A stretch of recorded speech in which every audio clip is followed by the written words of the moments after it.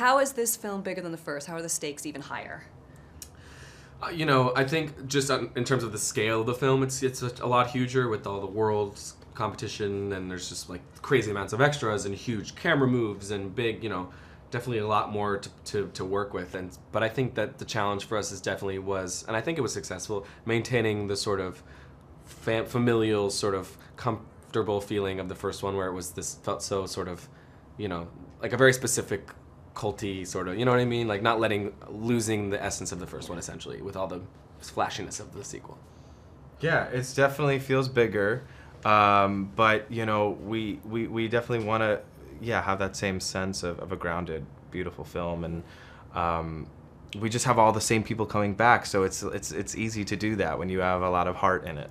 Well, exactly, and then with Elizabeth directing, which probably kept that spirit alive, I would think. How was she? Definitely. Yeah. Well, I think it would have been like a lot worse if she was like some like sea hag like woman, you know what I mean? But she happened to be a joy. I mean, she was an absolute joy to work with. Oh, the best, the greatest. And she's like the champion of this movie, and like was one of the main reasons it even got optioned into a film in the first place. And so there's just so much every day on set. There's so much passion. She cares so much about how it looks and how it's going to be, like as much as we do, if not more. So that was really special to have a director that's that entrenched in the story.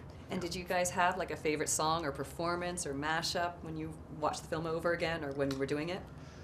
Man, well, there's a song that's going to be released at some point that we did that actually didn't make the film. They had to choose between Lollipop, which we ended up doing, and Bruno Mars' Locked Out of Heaven.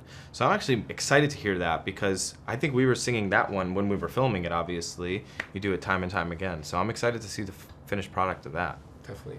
Yeah, that'll be fun. Make it happen. Now, you guys, Release it.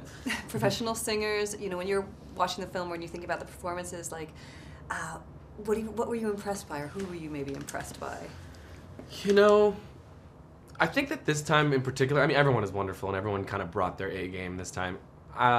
For me, watching Anna Kendrick, because, she's got a lot to follow up. She had this whole Cups phenomenon, and she's just kind of become the face of this franchise. And so watching her take Beca to this new place, and where she's just even funnier this time, she gets to do more humor. And just, I was very impressed with how she built upon what she had already created, because it would have been very easy to just sort of keep it the same, and everyone loves Beca and whatever, but just I really enjoyed the place that she took it to. I was impressed with that. Why should people see this film, or why do you love this film? Ooh, why should people see this film?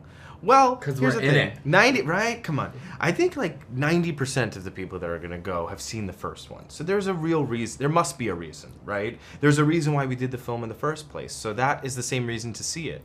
I think this film embraces itself. It's in on the joke a little bit, but then again, it also embraces this quality to not take yourself too seriously, and it's very accepting of all kinds of people. And now it's on a global scale, so it's really spanning. There is something for everyone. I know that's something that a lot of people say. It's true, there is. And it's nice when there's a movie that's so genuinely funny and it's at no one's expense, you know what I mean? It's just good writing and funny comedy, and nobody has to take the fall for it, you know what I mean? It's great. I agree.